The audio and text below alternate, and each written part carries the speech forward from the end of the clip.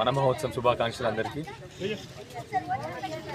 ఒకప్పుడు ఎడారిగా ఉన్న తెలంగాణలో గత 10 సంవత్సరాల్లో కేసీఆర్ గారు ఎట్లా అయితే నీళ్ళ విప్లవం తీసుకొచ్చినారో అదేవిధంగా కేసీఆర్ గారు భవిష్యత్ తరాలకు ఈ తరంకి కూడా కావాల్సిన చెట్లు నాటినారు.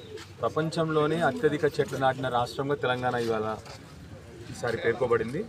7% కొత్తగా మన రాష్ట్ర భూమిలో 7% ఎక్కువ చెట్లు నాటి ప్రపంచంలోనే అత్యధిక చెట్లు నాటిన రాష్ట్రంగా ఉంది మనది.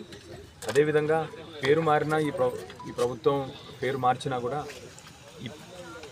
ఈ హరితహారం ప్రోగ్రాం కంటిన్యూ చేస్తున్నందుకు వారికి ధన్యవాదాలు. అట్లానే అందరినీ కూడా ఈ మధ్య కొద్దిగా చెట్లు కట్ చేయడం ఎక్కువైపోయింది. దయచేసి అన్ని డిపార్ట్మెంట్స్ని అదేవిధంగా రైతుల్ని కూడా కోరుతా ఉన్నా, చెట్లు మనకు మన భవిష్యత్ తరాలకు.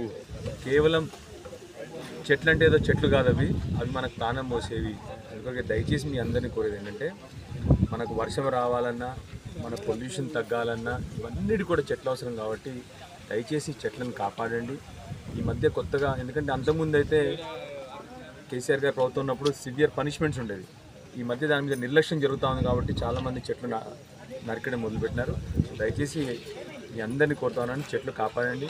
అందరూ కూడా మీ బాధ్యతగా ప్రతి ఒక్కరు కూడా మీ పుట్టినరోజు నాడో మీ పెళ్లి రోజు నాడో ఒక చెట్టు నాటండి. భవిష్యత్తులో మన పిల్లలకి మనకు కూడా లాభదాయకం చెట్లు నాటడం.